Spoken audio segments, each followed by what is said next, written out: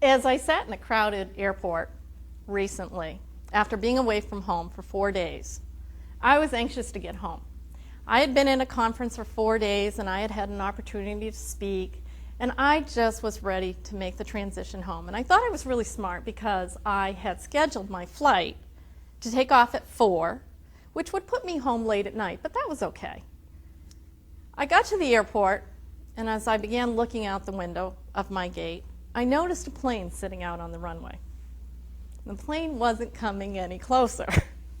That's the first indication there's a problem. As I sat there, 5 minutes go by, 10 minutes go by, 15 minutes. I started checking the little sign, plane delayed. First, they gave us a time. Then after a while, there was no more time given. Plane delayed. And our plane continued to sit out on the runway. Finally, they decided to give us some information about the plane. And the information about the plane was that a tow bar broke. And that this was the 3rd time that the tow bar broke. Now, does anybody know what a tow bar does? Many of you in this room are at airports and fly a lot.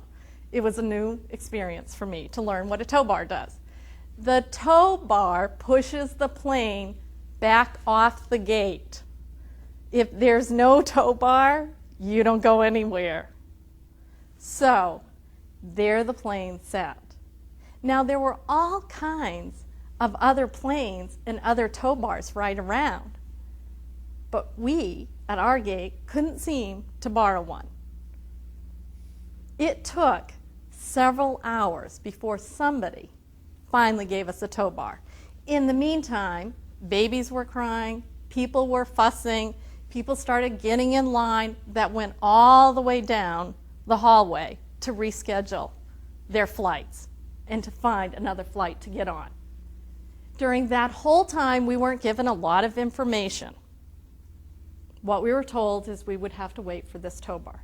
So we finally get a new tow bar. We get pushed out, not very far. We get pushed out from the gate, and the stewardess says, "Is anybody here going to Pensacola?" And we all said, in unison, after waiting for several hours, "We're headed for Maine."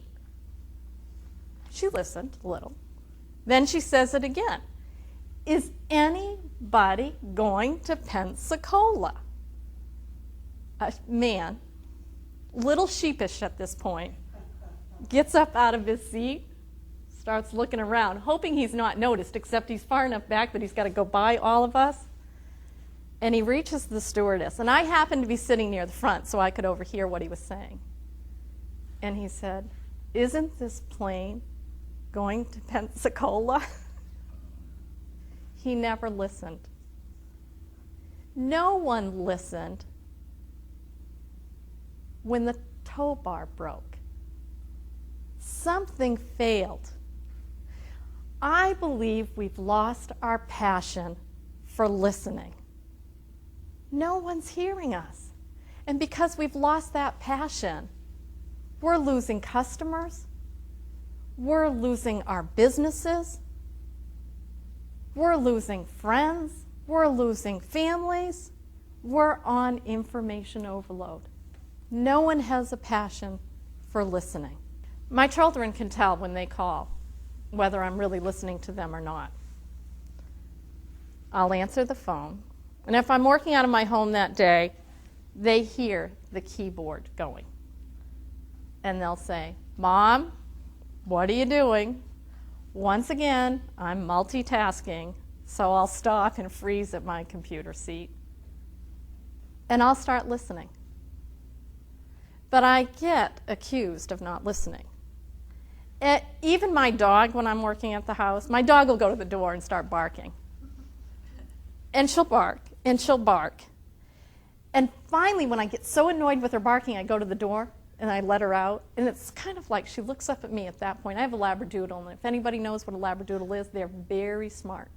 So she'll look at me, and it's like, "So what took you so long? Was that so hard?" Well, today it is hard. It's hard to listen with passion. I love this quote by Robert McCloskey. I know that you believe you understand what you think I said, but I'm not sure you realize that what you heard is not what I meant. I have to say that again to you. I know that you believe you understand what you think I said, but I'm not sure you realize that what you heard is not what I meant. What you heard is not what I meant. We're so busy putting on filters, putting on our judgments, letting other things come in, that we've lost our passion for listening. Right before I came to this conference, I went into a garden shop. And I wanted to buy quite a bit of gardening stuff. I wanted a rose bush and I wanted some hanging plants. And there was a woman in the shop, and I couldn't see anybody else around. There were no other customers. There was only me.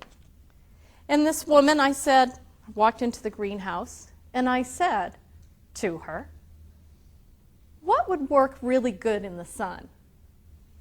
What plant would really last in the sun? And she barely looked up, and she said, they all will. Well, that was a lot of help. Now, I had quite a bit that I wanted to spend in that garden shop. So I didn't give up, but she got busy watering the plants. A boss came in, and the boss complimented her on how well she was watering the plants. And I stood there, and I thought, isn't this interesting? I'm the customer. The place is empty. But that employee was happier about the boss complimenting her on how she was using the hose to water the plants than what I needed. So I stood next to them, kind of got close to see if they'd notice me. They finally did. And they said, can we help you? And I said, well, I was really wondering what plant here would do well in the sun. She said, oh, any of these. And I said, okay, I have a specific need. And I started sharing what my need was. And I said, she said, did the other woman help you? And I said, no. I said, I had asked, but she didn't listen to me. And she said, wow, very indignant that I would suggest that she didn't listen to me. She said, I have to tell you, we have to keep the plants watered because we can't sell dead plants. And I said, so, you can't sell dead plants, but if you don't have customers, it's not going to matter whether you have watered plants or dead plants. We've lost our passion for listening. And in losing that passion, we lose our customers. So how do we regain our passion? First of all, we start with ourselves. What do we need to listen to about ourselves? What's going on in our minds, the clutter? What's going on in terms of our bodies? What are they telling us? And then begin paying attention to who aren't we listening to? And who do we need to listen to? Next, we need to begin to slow down. We need to just slow down and take it in.